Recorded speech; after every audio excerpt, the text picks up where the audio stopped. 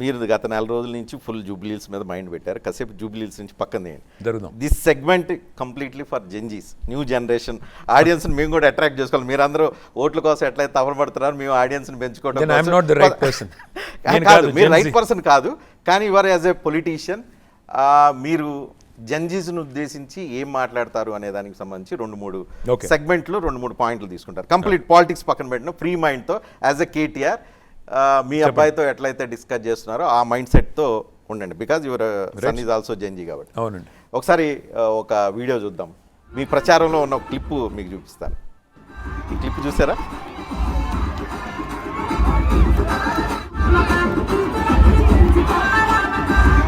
మళ్ళీ ఒకసారి రిపీట్ చేద్దాం.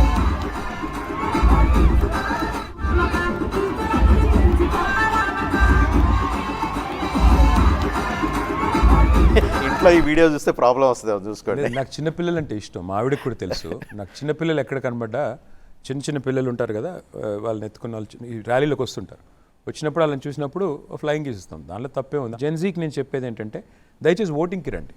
మీకు నిజంగానే ఒక నాయకుడు మాట్లాడే బూతులు నచ్చపోతే ఎలక్షన్ బూత్లో వారికి బుద్ధి చెప్పండి.